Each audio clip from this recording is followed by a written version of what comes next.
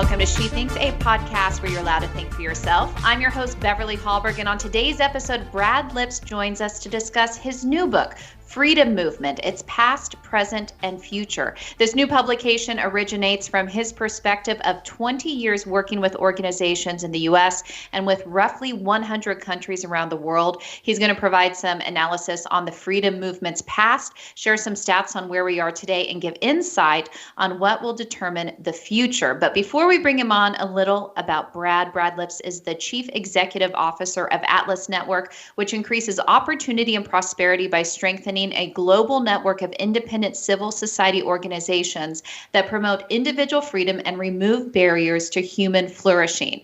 In the decade since he became CEO, the budget of Atlas Network has more than doubled, and the scope of its programs have extended worldwide. He has spoken on 5 continents on solutions to poverty, and his work has been published in National Review Online, Forbes, Fox News, American Spectator, RealClearPolitics, among others. Brad, it's a pleasure to have you on She Thinks today. I'm glad to join you. So I think we should just start with the basic question, which is, how do you define the freedom movement? So those who haven't heard this actual term or phrase before, what are you referring to?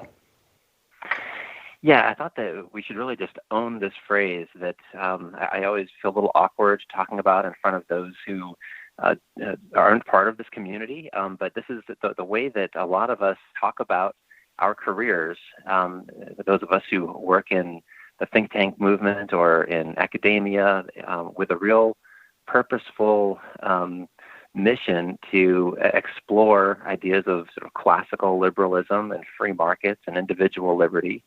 A lot of us are devoted to an ideological project, and I think it's important for us to sort of reveal what our intentions are and talk about how we make this project more effective in winning over converts, especially during a time in human history when I think that the forces that are kind of arrayed against the ideals of individual liberty are growing stronger. So I think that we need to really be purposeful in how we take this cause to a new level.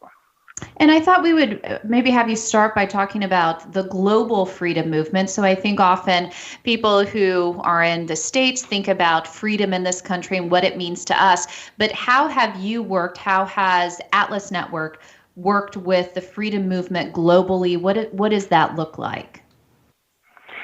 Yeah, so I have a sort of a unique vantage point as the head of Atlas Network, an organization that I joined more than 20 years ago.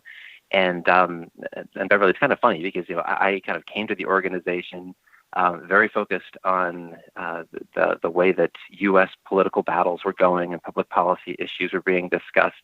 But I found that it was really incredible to be seeing the perspectives of people from abroad who were dealing with the unintended consequences of big government in a way that was just even more pernicious than what we see here in the U.S.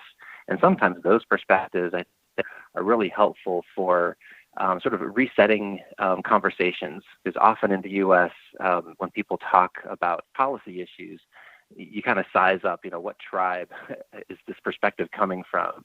And I think that one of the great benefits of working with so many people from around the world is that you start to look afresh at things that are just common sense, and people don't start to wonder whether you're on team red or team blue, and that's a very healthy thing. So, Atlas Network works with organizations that are sort of similar to the Cato Institute or Heritage Foundation or IWF, but are located all around the world. About a third of our partners are in the U.S., but that leaves another 300 or so that are scattered among nearly 100 other countries.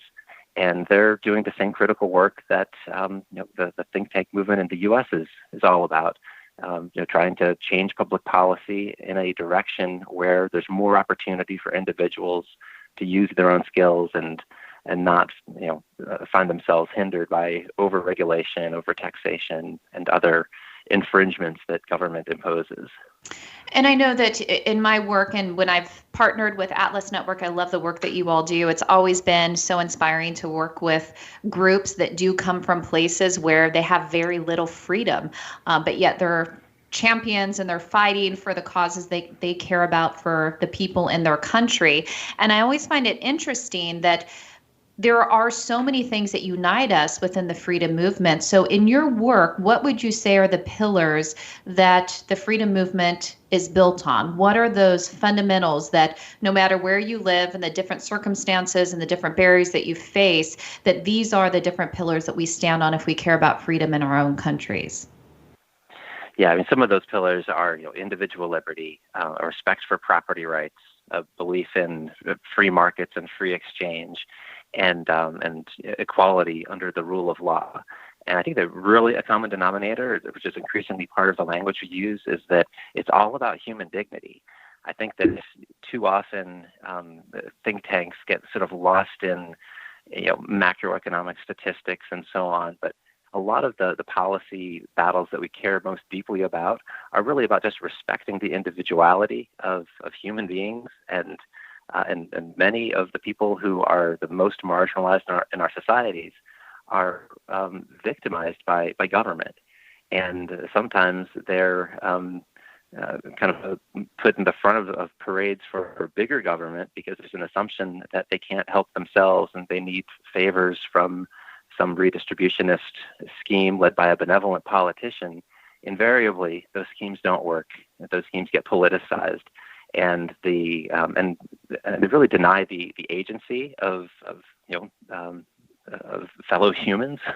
And the good news that we get to preach is that people all over the world are working to better their condition, and if we can just do the modest work of removing the barriers in their path, that can be transformative. And I think that's sort of the common denominator between working for educational choice, working to restore property rights in developing countries that don't always have them, working to protect the ability to work in the legal formal economy so that you're not regularly victimized by corrupt police that are going to shake you down. These are the common denominator here is the respect for the individual.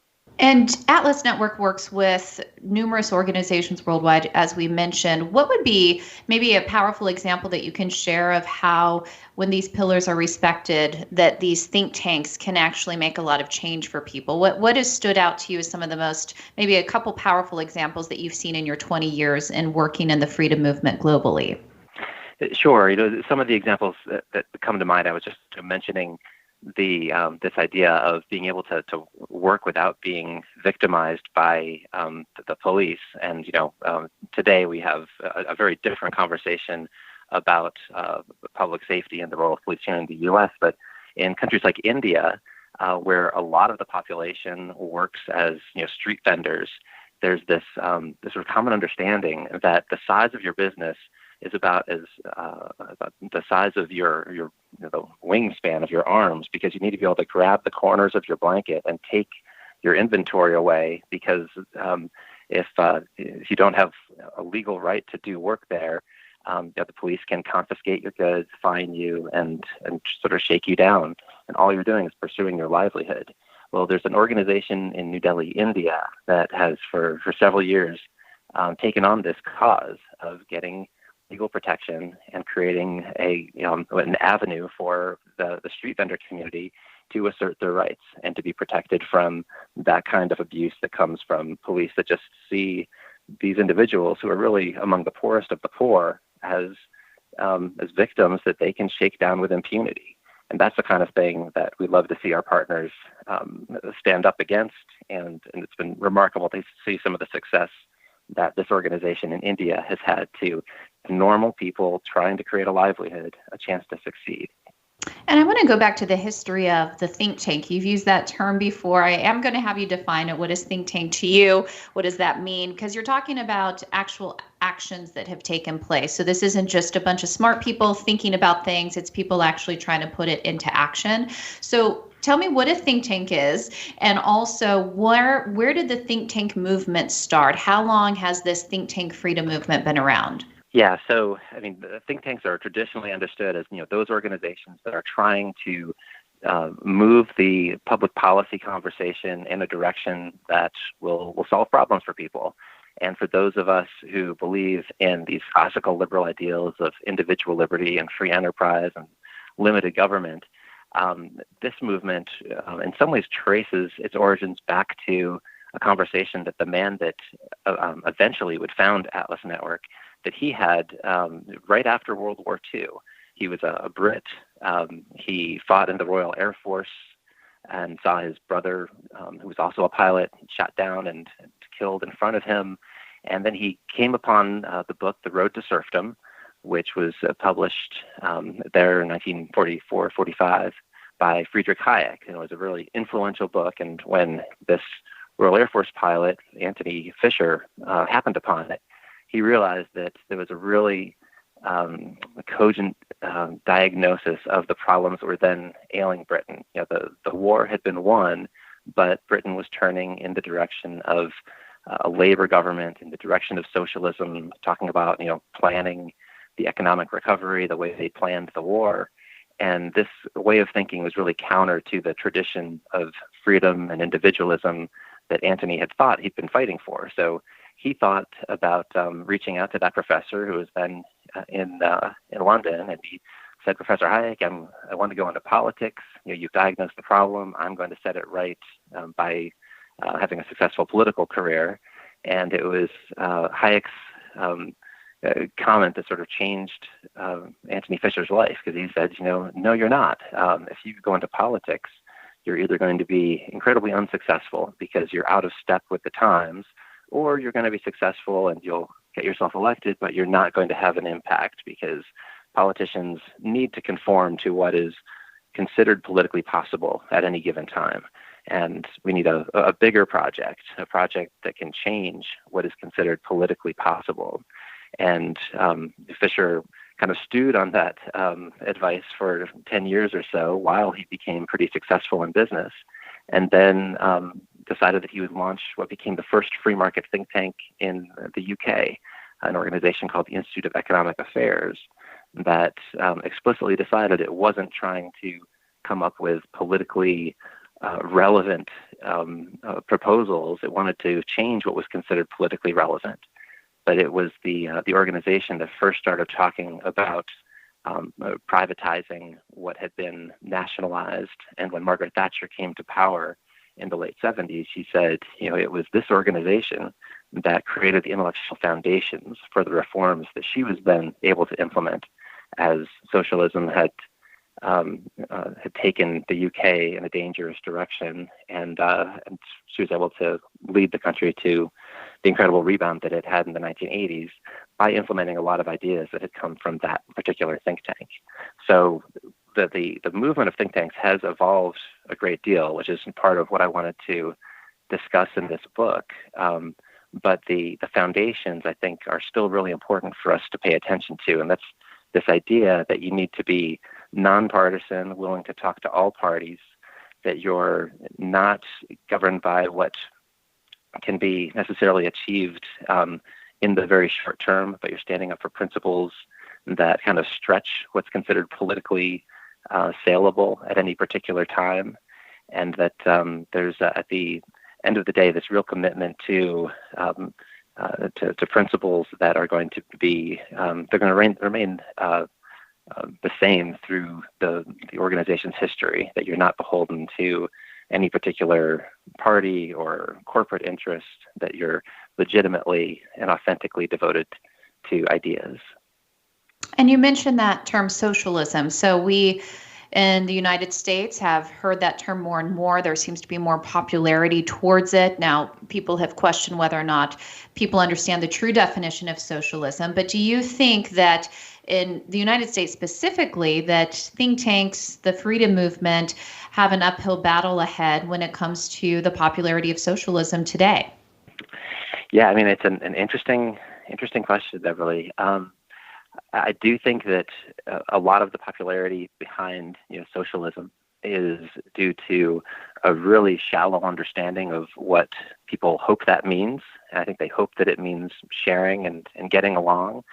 But if you look at the experiences that various countries have had with socialism through the years, you know that that's not the whole story, and that those stories invariably end in bankruptcy and often with authoritarianism and violence. So it's going to be very interesting, and I think that it is a great challenge to all of us who work in this field and who care about the principles of liberty to think about, how do we build a more vibrant movement that can counter some of the things that are attractive about socialism to young people. Part of my hope is that what we're seeing today is a really interesting sort of reshuffling of political alliances. And I think that, on the left, you do see sort of a bifurcation of sort of the more traditional, maybe Clintonian types, and then the hard left that I think the Antifa folks are most symbolic of, and that the cancel culture on campus is symbolic of. And I don't think that those two communities really sit together very well, except that maybe they don't like the guy in the Oval Office. So I'm really hopeful that we can project that we are a movement that's really about common sense and about traditional liberal values like free speech, and that's not necessarily where some of the hard left folks are now lining up. So Friedrich Hayek, back in that book, The Road to Serfdom, dedicated it to socialists of all parties. And he didn't mean that ironically. He meant he was willing to talk to anyone of goodwill, and that he thought he had a message that was important, in part because he believed that they were of goodwill and really wanted the best for society, and that were just mistaken about where their favorite solutions were going to lead. So, I again think that it's really incumbent upon us to walk the walk and show that our movement is really for the equality of all people, and hopefully we can make that case as the other extremes reveal their ugly sides, as we're increasingly seeing from day to day. So and by the way, people can get the PDF version of Freedom Movement, Its Past, Present, and Future. So if people are interested in looking at this, do go to atlasnetwork.org. You can download the PDF version there. But I'm curious, from the lessons that you talk about in the book and just your experience and also the history behind it, what would you say are some specific things that people can do or that think tanks can do in the United States if we're concerned about socialism and we want to promote the freedom movement? So if it's not about political parties, what are the steps that people can take? Well, I guess what I would recommend is thinking real hard about where what policy issues are most relevant to the opportunities that are denied to too many people. I think that one of the issues that has been for a long time a part of our freedom movement, but has never been more salient, is the school choice movement, especially in the wake of COVID-19 and what we're now seeing with a lot of schools refusing to open and really failing in providing good virtual educations. You're seeing that those with means are finding other alternatives. Those who cannot are seeing this education gap widen because they simply lack other options. So things like school choice, I think, are absolutely pivotal at this time. And for whatever reason, I think that we have done a poor job at different times at really showing that we are standing with people from low-income communities of all backgrounds. And I think that it's a time to get involved in what your local think tanks are doing to broaden those opportunities. One of the epiphanies that I've had over the last several months, Beverly, is that I've always believed that mantra that Ronald Reagan used to voice, and I know that John F. Kennedy used it in a speech, with this idea that a rising tide lifts all boats, and I truly believe that yes, economic growth is an important goal for all societies, and that does create opportunities, especially for those at the lowest rungs in the socioeconomic ladder. But I think that if that's our entire answer to the question of what are you going to do for the poor, you're kind of tone deaf to the real needs, and you're also kind of presenting an answer that doesn't respect the agency of those in low-income communities that are showing a lot of initiative but are finding themselves blocked. So I love that a lot of our think tank partners here in the U.S. have taken on occupational licensing, which creates, huge barriers to people having simple jobs, interior design and hair braiding and the whatnot, where the licensing regime is really just a measure to keep people out of those professions and to inflate the wages to those that have already been licensed. It's great to be able to stand on the side of the people of modest means who are pursuing the American dream that have found big government in the way. So the more that we can roll up our sleeves and work on projects like that show that our movement is for everyone, I think that's part of the secret for restoring a real faith in the American dream. And so then that leads to my final question is, for those out there who are concerned about the direction of America and feel that freedom is eroding in this country, what do you say to them? Do you have hope for the future based on what you've seen in the past or based on your perception of where things are today? What insight do you have that can help people think about the future and where the United States is heading? Yeah, I guess the good thing is that we've had dark days in the past, and indeed, the modern freedom movement was born in one of those dark days after World War II, when the intellectual consensus was certainly in favor of socialism. And there were a lot of challenges to the international order. We survived that and saw big victories with the fall of the Berlin Wall. I think the part of what we have to keep in mind is that big breakthroughs don't happen on any timetable we can predict, and that part of the goal needs to be lots of incremental wins that sort of set the stage for bigger breakthroughs and create some momentum, and that show that our philosophy is one that is hopeful and inclusive and should be joined by people of good faith, especially as they see that some of the extreme ideologies around them are, in fact, not working for those sort of universal goals. So I'm very hopeful that while we're in a difficult moment, that the long-term trajectory of our freedom movement has never been stronger. And these headwinds that we're now facing actually are going to present some real opportunities for positive change. So in the midst of an election polarized season, people can get a book of hope. They can go to atlasnetwork.org. It's called Freedom Movement. It's past, present, and future. Brad Lipps, thank you so much for coming on and giving us a little bit of hope today. We appreciate it. Yeah, thanks for having me. And thank you for joining us. If you like what you're hearing on She Thinks, then you won't want to miss out on the latest news from Independent Women's Forum. Sign up for mobile insight alerts and email updates by going to IWF.org. Last, if you enjoyed this episode of She Thinks, do leave us a review on iTunes or wherever you get your podcasts. It does help. And we'd love it if you shared this episode and let your friends know where they can find more She Thinks conversations. From all of us here at Independent Women's Forum, thanks for listening.